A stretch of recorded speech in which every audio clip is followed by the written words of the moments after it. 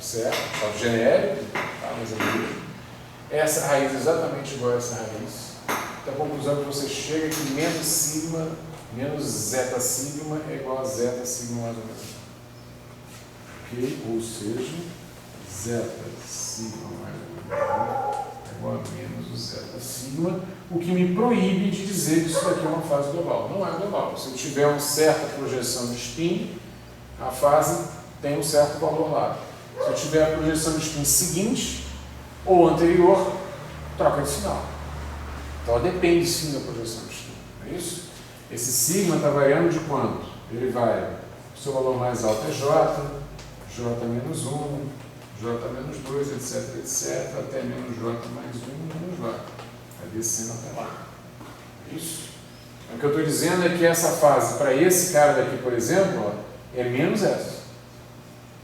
A fase para esse cara daqui é menos essa. Se você subir ou descer 1, você troca de sinal. Não é isso? Portanto, a fase para esse cara daqui é igual a desse. Porque essa é menos essa é menos essa, então essa é igual a essa. Você está tendo um flip, né? Vai trocando de sinal, mais, menos, mais, menos, mais, menos, mais, menos, mais, menos. Ok? A gente pode melhorar um pouquinho essa expressão. Então aqui não tem jeito, essa fase não é global, como era no caso da paridade. Ela não é global, ponto. Tem muito que você possa fazer. Então olha só, eu vou fixar uma fase, fixemos para cá, né? Já fase de máximo valor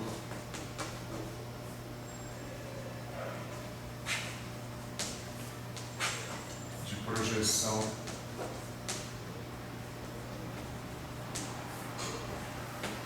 J3. O que eu quero dizer? Eu quero dizer que eu vou chamar zeta J, eu vou chamar simplesmente de zeta. É o valor máximo, não é isso? O valor máximo da projeção. Ok?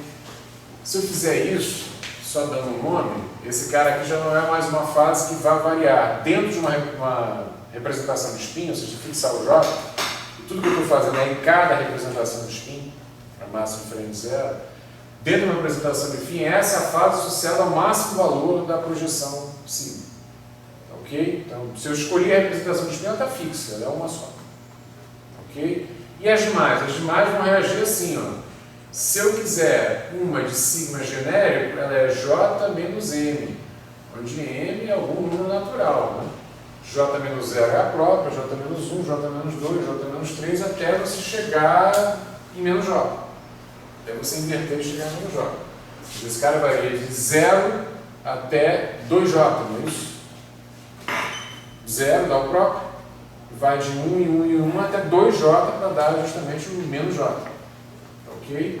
Então esse M daqui ele está no intervalo de 0 até 2J. Ok? Esse cara daqui é o zeta sigma genérico. Estou chamando J menos M, é um sigma genérico. Quando M igual a 0 é o máximo, quando M igual a 1 é o submáximo, e assim por diante até menos J. Ok? Então, esse cara que aparece aqui, ó, sigma J menos M, que é o zeta J menos M, que é zeta sigma, igual o Marquinhos. Falei dele, pronto, vou lotar aqui. Vamos se repetir as letras gregas de forma correta. Então, esse cara que aparece aqui, ele é, vê se não é isso, menos 1 elevado a M vezes esse zeta J, ou menos 1 elevado a M vezes, eu chamei simplesmente de zeta no máximo. É isso? Certo? Se esse M for um número ímpar, eu vou trocar de sinal mesmo. Se esse M for um número par, eu terei voltado ao original. Não é isso? Já que vai flipando. Ok? Mas se J menos M é sigma, então esse M pode ser escrito, passando para cá, como J menos sigma. É isso. Né? O que significa, portanto, que essa minha fase, um dado valor de projeção sigma, ela é menos 1 elevado a J menos sigma, que eu substituo esse M daqui, vezes a fase zeta J, que é o zeta associado à nossa projeção. Deixa eu relação aqui. Menos 1 elevado a n. Que isso? É isso aqui. Exato. É isso aqui. Tem como isso. Por exemplo, quando você tem uma certa valor de projeção, se você subir 1 ou descer 1, você troca o sinal. Portanto, se você subir 2 ou descer 2, você volta ao mesmo sinal, porque você troca e troca de novo. Isso aqui é recursivo. Né? Isso aqui é recursivo. Se esse cara vale J, o J menos 1 é menos ele. O J menos 2 é menos o do J menos 1. E, portanto, é igual a ele. Tá certo? Então, o que eu tirar desse J desse máximo, eu posso pensar isso como um expoente. Se esse cara for 1, eu tirei um só, eu estou imediatamente antes dele, então essa relação está me dizendo que eu tenho que trocar o sinal da fase. Se eu pegar esse cara igual a 2, então eu troquei uma vez, troquei de novo. Eu tenho que trocar a cada andada ali, né, de um valor unitário ali na projeção distinta. É menos 1 elevado a esse. J menos N dá um sigma genérico, não é isso? Onde ele varia nesse intervalo aqui nas possibilidades, as duas J mais uma possibilidade para essa projeção. Então, esse cara eu posso chamar de sigma, eu inverto essa relação aqui para N, e esse N virou simplesmente J menos sigma. Ficou esse cara aqui. Tá? Esse cara não tem interpretação física.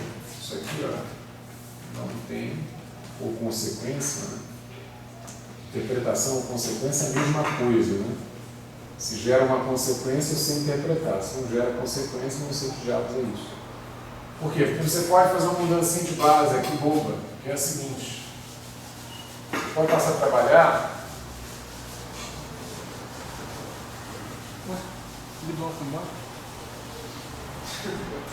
Foi. Primeira vez na história desse curso, nós fomos embora antes de terminar a aula. Mas eu converso com eles, se é alguma coisa específica ou enfim. Não está cansado, porque isso é um direito dele. Então, eu posso definir uma base psilinha de K sigma que seja zeta elevado a meio psi de K sigma. Eu estou dizendo o seguinte, que eu posso pegar essa fase daqui e absorver na minha base. Essa aqui, ó, fixa e absorver. Ah, mas vem cá, mas isso aqui na verdade é no zeta J, tá certo?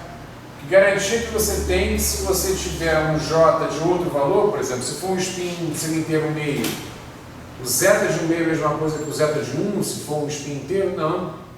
Mas você só faz as representações, representação de spin é representação de spin mesmo, então não tem problema. Ok? Por quê? Porque se eu fizer agora a reversão temporal em cima do psilinha de K sigma, eu vou obter o quê? É isso atuando nisso, é a inversão temporal em cima do zeta meio do psi K sigma, foi a maneira como a gente definiu esses psilinhos. Esse cara daqui, mais uma vez, é antilinear, então essa fase sai complexo conjugado, certo? E ele vem atuar em cima do psi K sigma. Ao fazer isso, ele gera, aqui é sigma, ele gera zeta sigma, perdão, né? Zeta sigma, exatamente, psi K menos sigma. Onde esse cara eu já escrevi, e é isso aqui. Né? Então isso aqui é a mesma coisa que zeta estrela elevado a meio. Esse zeta sigma daqui ele é menos 1 j menos sigma vezes zeta. Estou copiando. Ok? Psi de K menos sigma. Ok? Esse zeta que está aqui eu posso escrever como zeta elevado a meio. É isso? Vezes zeta elevado a meio de novo, né? Para absoluta falta de fazer. Ok? Agora, um zeta elevado a meio aqui, eu agrego a esse cara daqui, eu vou achar um módulo de zeta raiz quadrada. É isso? Um módulo de zeta. Isso eu sei que vai vir. Ok? Então, aqui eu vou escrever zeta estrela, zeta elevado a meio, pegando um desses caras aqui, menos 1 elevado a j menos sigma. Como eu peguei um sobre o outro. Então, zeta elevado a meio, psi de K menos sigma. Ok? Esse cara daqui vale 1. A razão está aqui embaixo. Era manter a normalização. Tá certo? Quanto que a gente fez no começo dessa discussão. Então, esse aqui vale 1. E isso aqui é, por definição, olha só, é a definição do signo. Esse é o signo de K menos signo. Então, se eu trabalhar nessa base, a reversão temporal, atuando em cima dessa base linha, isso é 1, isso foi absorvido, ela desconhece essa fase zeta aí. Certo? Vai ficar com menos 1 elevado a J menos signo de K menos signo.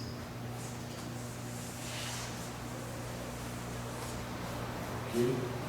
Se eu trabalhar numa base que eu absorvi a raiz quadrada dessa fase, essa fase desaparece completamente da representação da reversão temporal. Qual troca de sinal? Aqui, eventualmente? Isso. Tem que lembrar o seguinte, que ela já colocava uma fase, então, em princípio, eu poderia ter uma troca de sinal desde o começo, eu estou admitindo, estou dando na cara para essa fase. Aqui não tem muita consequência, porque é isso, eu tinha liberdade de reversão temporal, eventualmente trocasse o sinal.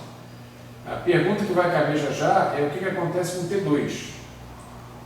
Tá certo? T2 vai ter uma liberdade estranha, porque até agora a gente achou uma relação, cadê? Essa aqui. Tá certo? Se você quiser, a gente pode escrever agora.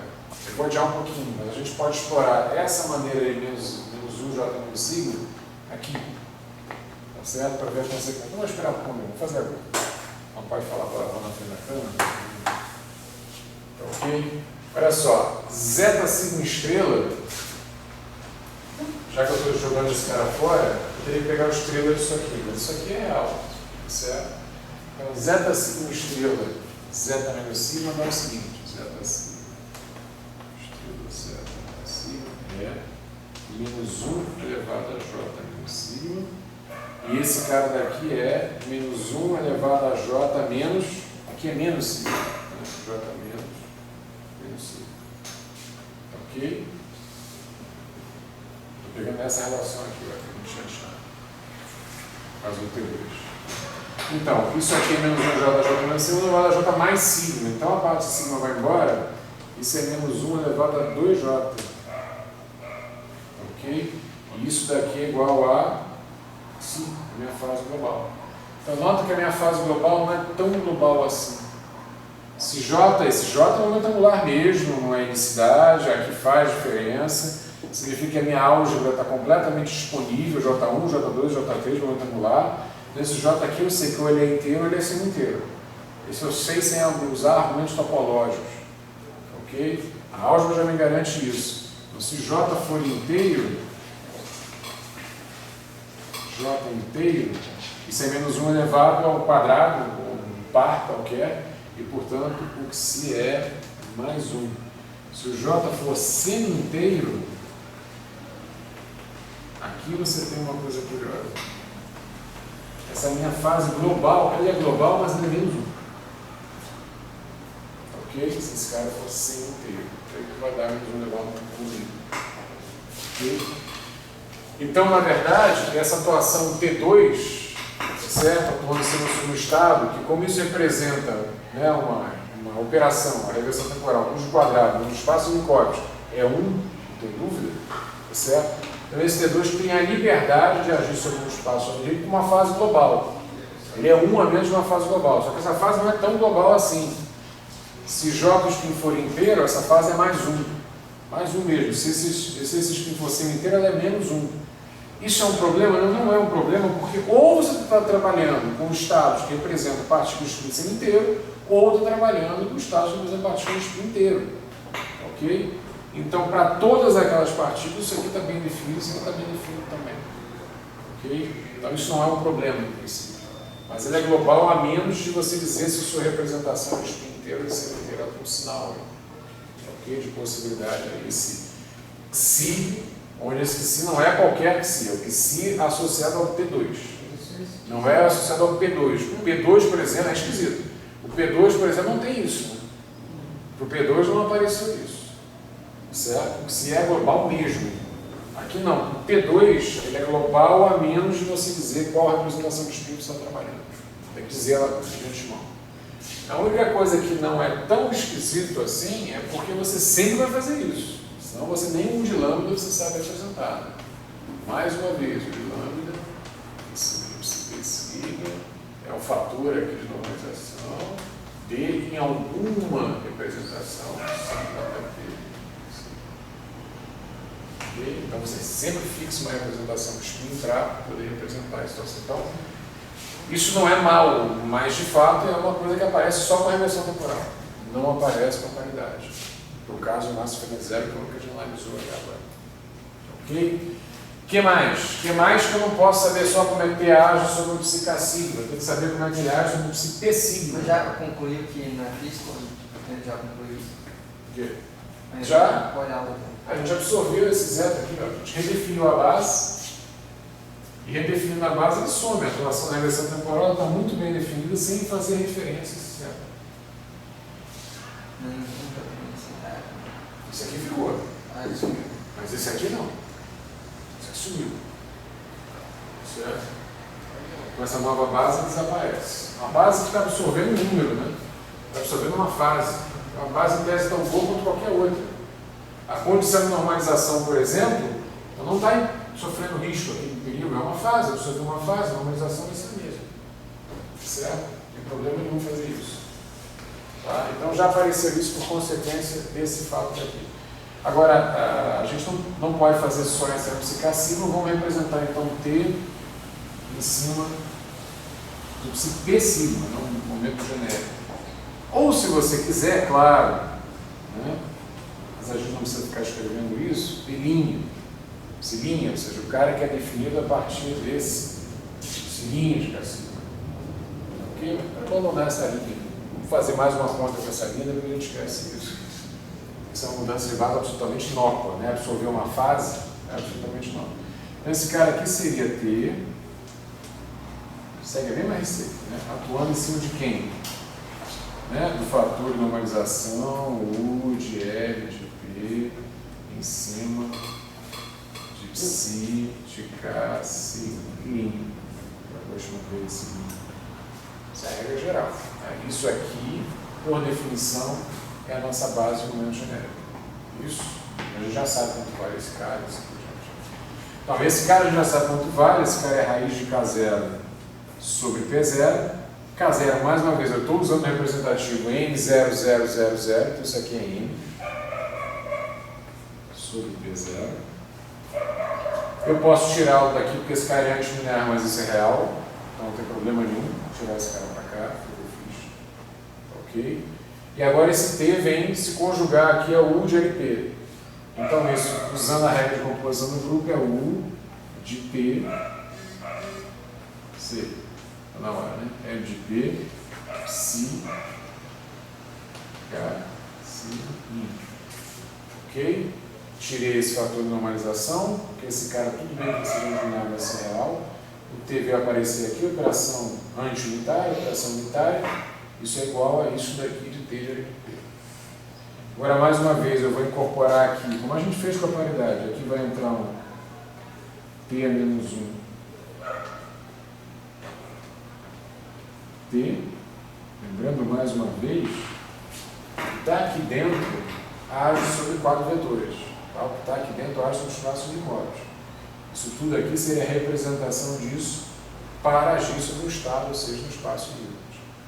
Ok? Então, naquela parte do U e tal, não aconteceu nada da antilinearidade, não. Não teve efeito nenhum. Esse não teve efeito nenhum porque esse objeto daqui é real. E no produto.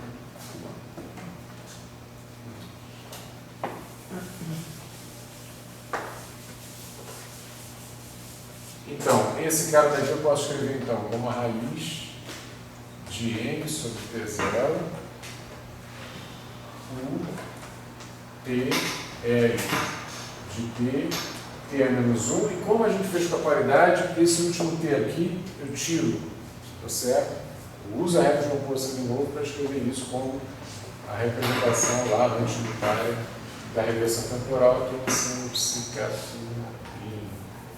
Esse objeto daqui dá zeta sigma, é isso? Sigma de K menos sigma. Pela regra geral aí que a gente tem. zeta sigma, psi, linha K de menos sigma. Esse objeto está aqui dentro, então agora para, já fiz até aqui, e analisa esse cara daqui, ó, reversão temporal, transformação padrão, boost padrão, se quiser. Aqui não é só um boost, né? Esse nome é abusivo. Em cima de cá, isso vai dar o quê? Vamos analisar isso aqui. Parou, aí.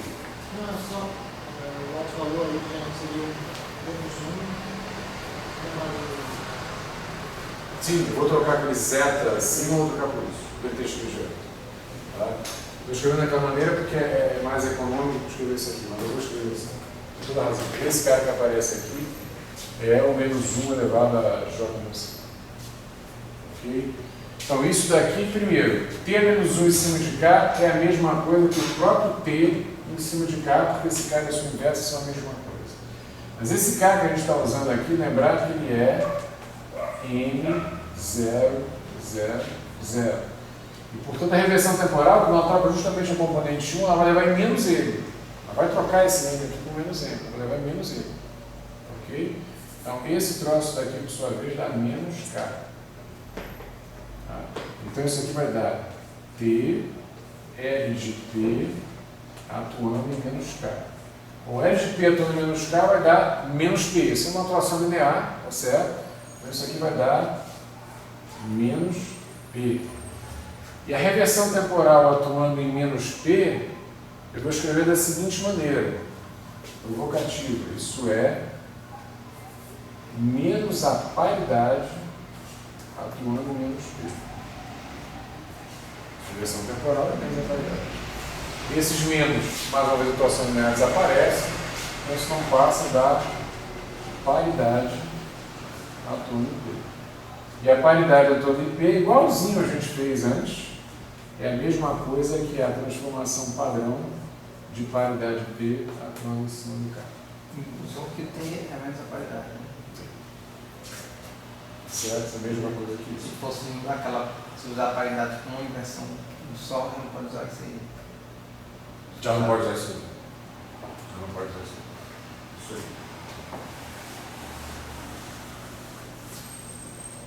Ok? Então, isso tudo que está aqui pode ser escrito dessa maneira. Então, continuando agora a conta, o que a gente estava fazendo era a reversão temporal numa base genérica, uma base momento genérica, não, uma base momento genérica.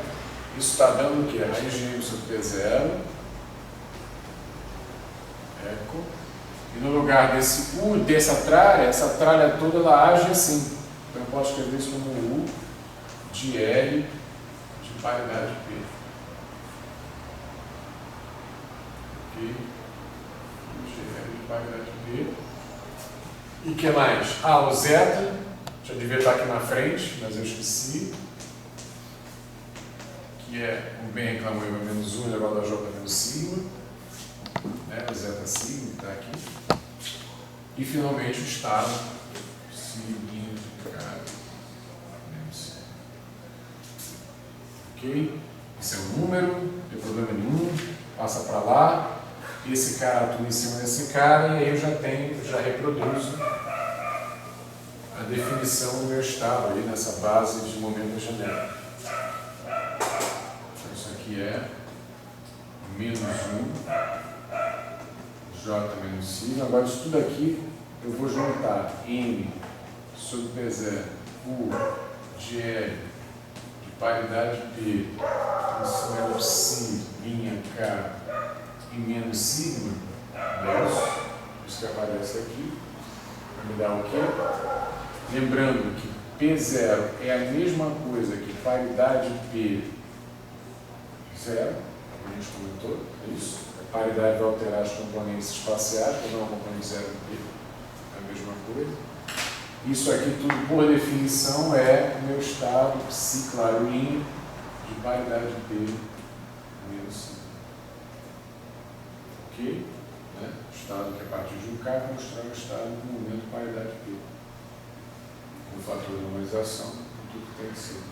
Então, essa representação da reversão temporal se completa a reversão temporal atuando em cima de um signo e da menos 1, elevado a J menos sigma, seguindo paridade P menos sigma.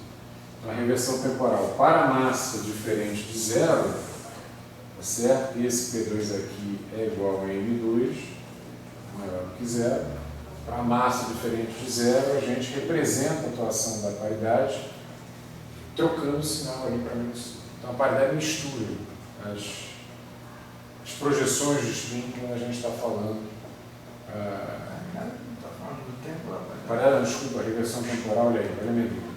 A reversão temporal mistura as projeções de spin, ao contrário da paridade que não misturava para a massa diferente de zero. Tá certo? Ela troca sigma com menos sigma. Já está adiantando a hora, mas deixa eu comentar o que acontece, até porque a dedução disso. Oi, pode falar. Aí ela só mistura aos pares, né? Aos pares, sigma com menos sigma, exatamente. Ela é oposta, com toda razão. Ela não faz aquela mistura, no princípio, que é uma mistura bem mais genérica de uma transformação do próprio ortógono, né? A transformação do próprio ortógono tem um D, sigma linha sigma, aqui tem um sigma lambda P, sigma linha, então são coeficientes que eu possa misturar em qualquer uma, quaisquer uma das 2J mais 1 valores possíveis, ali não. Isso explica porque considera que fóton com mais do que menos, mas poderia ter alguma coisa com zero, mas pode ser outra coisa. Outra coisa completamente diferente. Exatamente. Teria que ser. Você tem uma Mas aqui a gente não pode falar. não, aqui é fumaça. Você não pode falar agora. Mas vamos falar agora. Só falar, voltar ao resultado, né? Porque no caso massa igual a zero,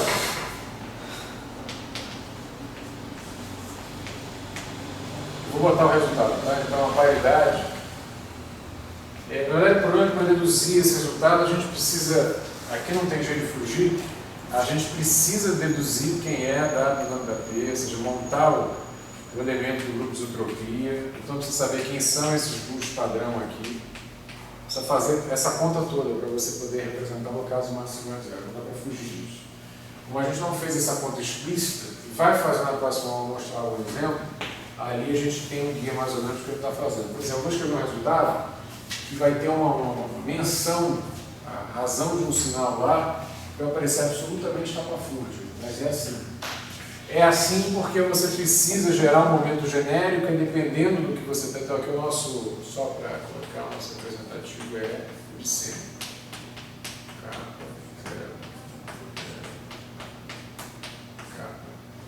Ok?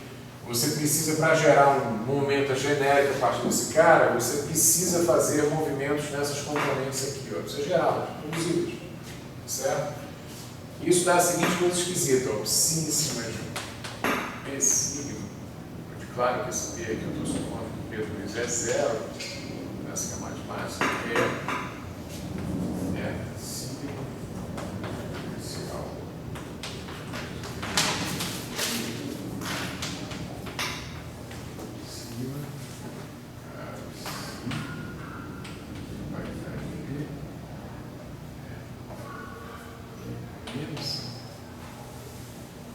Então, algumas observações, né, de diferença. Primeiro, no caso da paridade com a massa é zero, a paridade mistura.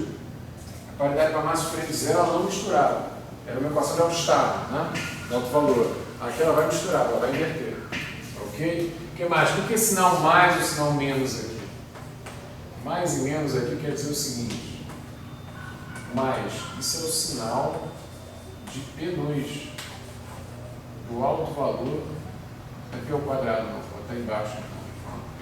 O PI. Esse resultado já é de alguma coisa? Não. Estou colocando como se caísse, fosse o 11º mandamento que eu recebi no Monte Sinai. E aplicado nisso aí, dá uma exponencial. Isso. Como é que sabe? Pois é, como é que sabe? Está deduzido Ah, no apêndice. Só que o apêndice, para a gente deduzir isso aí, a gente precisa passar pelo apêndice anterior que me diz como são as transformações padrão para gerar o P genérico a partir do cara. Tá? Aqui parece absolutamente estranho, porque isso tem a ver com o sinal de P2. Mas justamente porque quando você gera, não é a única maneira, mas quando você gera um P genérico, você tem que ligar essas componentes aqui. E esse sinal no P2 acaba influenciando aí na maneira como a paridade atua no genérico, no psíquico do P genérico, se a massa for zero. Tá? Mas ela faz esse papel aqui estranho de misturar as helicidades, agora que são helicidades, tá certo? Coisa que ela não fazia com os componentes 3 do spin, da massa diferencial. Ok? Outra coisa que está diferente aqui é que a paridade, no caso de massa diferente de zero, a sua fase era global, não era um éter de sigma. Aquela é um éter de sigma. Você não consegue mostrar que ela é global. Certo? A gente escreve rapidamente aqui por quê. Certo? Você não consegue mostrar porque a maneira de mostrar que ela era global era fazer um P2, não é isso?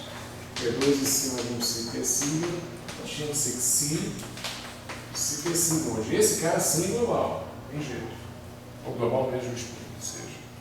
Só que se você transforma dessa maneira, então você está dizendo que o seu P em cima de um P de P sigma é esse P de fora atuando no resultado da primeira atuação, dessa atuação iterada, quadrada, vai dar em cima de eta sigma exponencial mais ou menos P sigma psi vai dar de P menos sigma.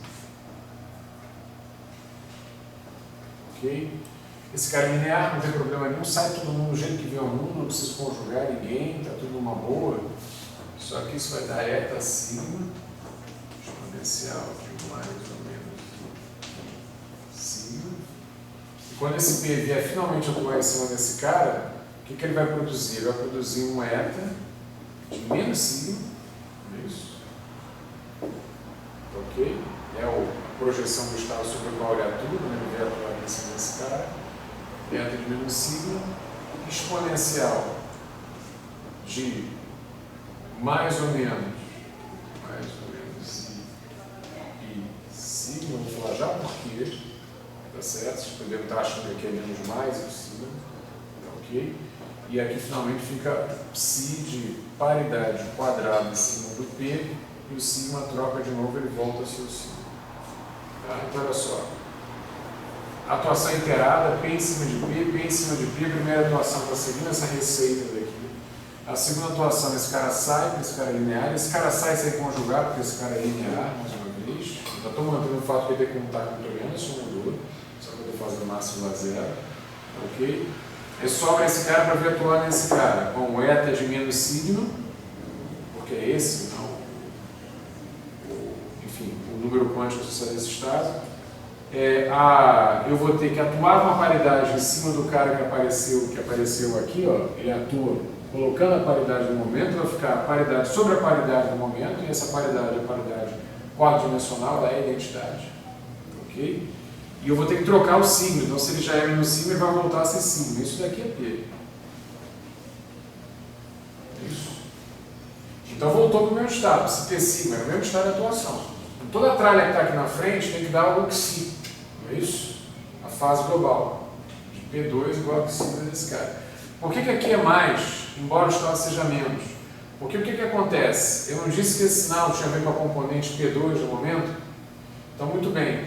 Se a componente de P aqui era positiva, a componente P2 aqui do P era positiva, se a componente desse cara era positiva, então o sinal tinha que ser mais. Tá certo?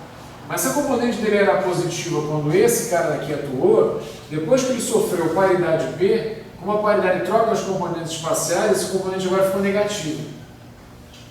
E vice-versa, se era negativo, ficou positivo. Então tem uma troca de sinal devido à componente do momento e tem uma segunda troca de sinal porque não é mais sigma e menos sigma. Então essa exponencial acaba sendo igual.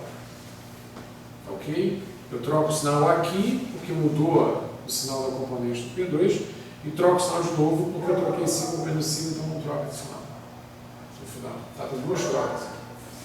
Então isso aqui vai dar o quê? Isso aqui vai dar eta sigma, esse, eta de menos sigma, exponencial de mais ou menos 2 vezes IP sigma, vezes o psi de P sigma. Então olha só, toda essa tralha aqui, ó, toda essa tralha daqui é o... E de novo, se você tiver algum argumento que não é algébrico, é topológico, para dizer que esse cara daqui é inteiro ou semi-inteiro, aí unicidade inteira ou sino inteira, você pode estar arrumando na natureza. Você esquece a topologia, não quer aprender topologia, todos os partículas com a natureza, a unicidade é uma inteira ou sino inteira. Ok, serve.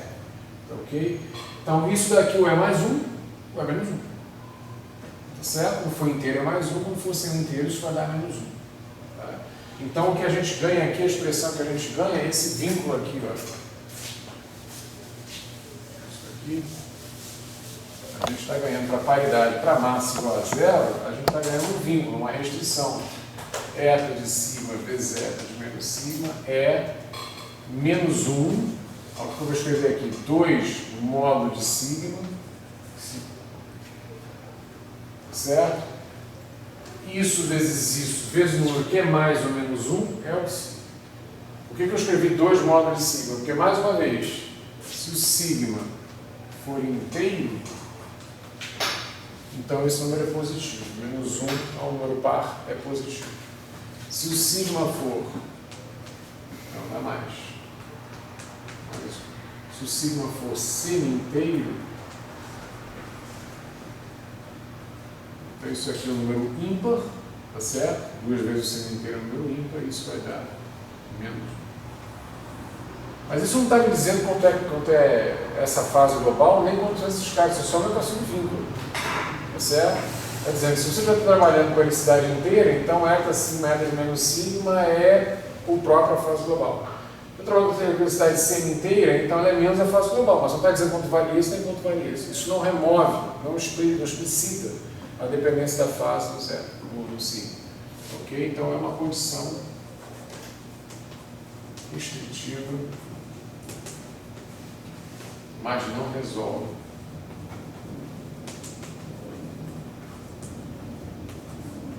Sigma muito menos diz que ela não depende de sigma que ela é global.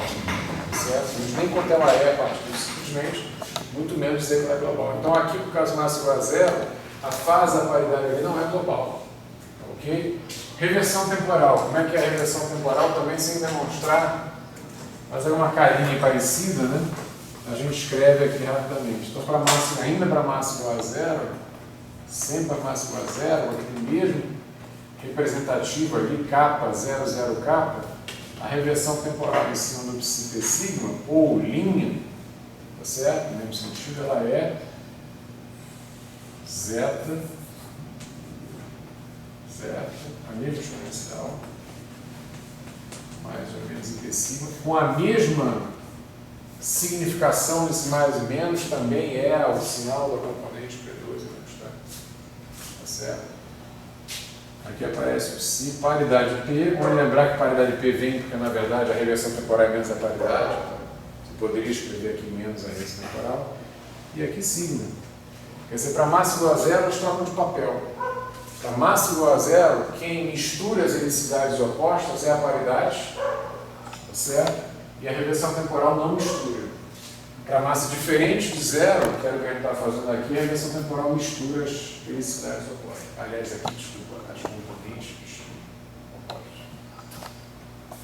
Ok? Então é isso aí que acontece. Aqui você pode fazer o mesmo tipo de coisa, você pode montar um T2 para ver que informação esse cara vai te dar. Vai ser T em cima do T, uma história. Eu garanto que é a última coisa que eu faço hoje. Tá certo? No jantar da hora. Então isso seria, mais uma vez, esse troço tem que dar uma fase global. Mais uma vez. Ok?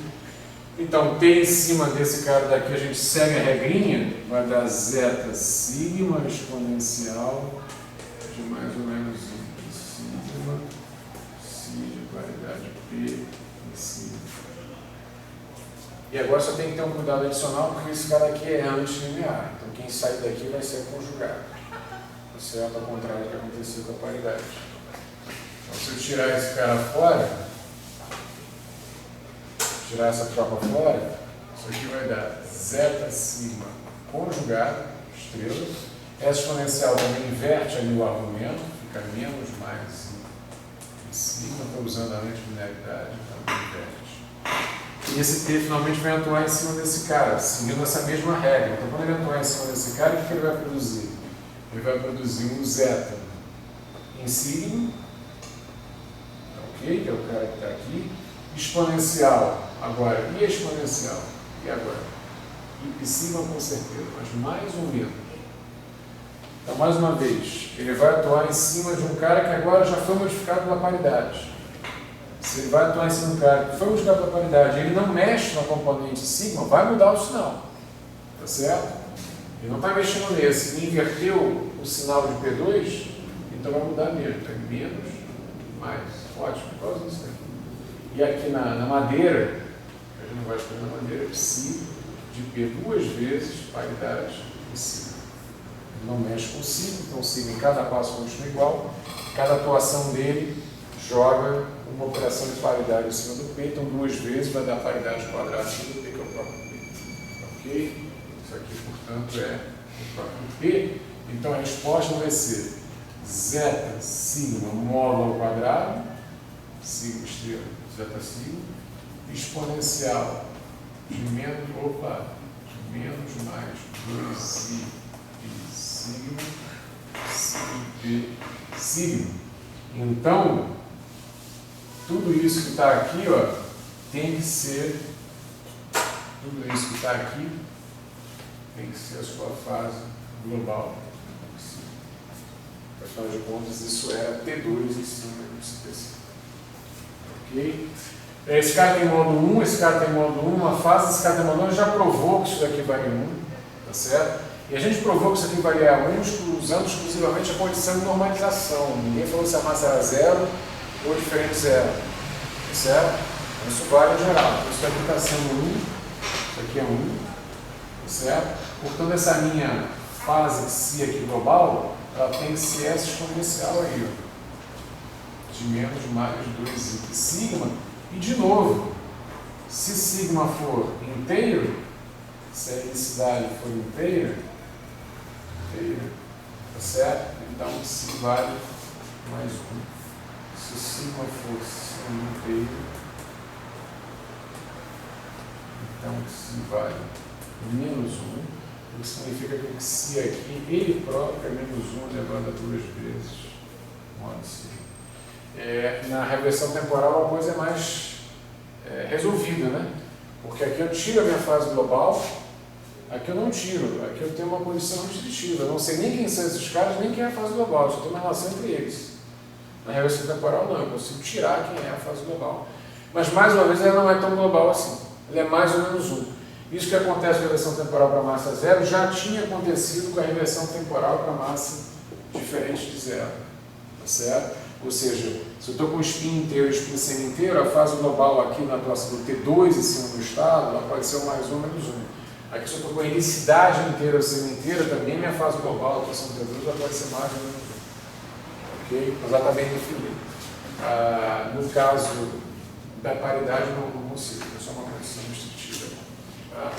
Para mostrar que isso aí é assim, a gente teria que, para mostrar que isso é isso, a gente teria que fazer alguns exercícios que esse tipo não são. Mas alguns deles a gente comenta na aula frente. Eu vou usar as notas dele, eu vou projetar as notas aqui, porque são contas longas, não faz sentido fazer isso, a gente acompanha junto essas coisas. Ok? Para fechar. Mas enfim, moral da história. Para massa de frente zero para massa igual a zero, a gente consegue achar a representação da paridade, a reversão temporal já tinha a representação do próprio ortógono, então a gente tem a representação do Lorentz todo. Lá no começo já tinha a representação do setor de translação, porque o som ao estado de translação era aquela exponencial simples. Ok? Então, está representado sobre os estados, que são estados de uma partícula, o grupo pode cair. Tá? A gente entra nos detalhes da conta um pouquinho no ano que vem.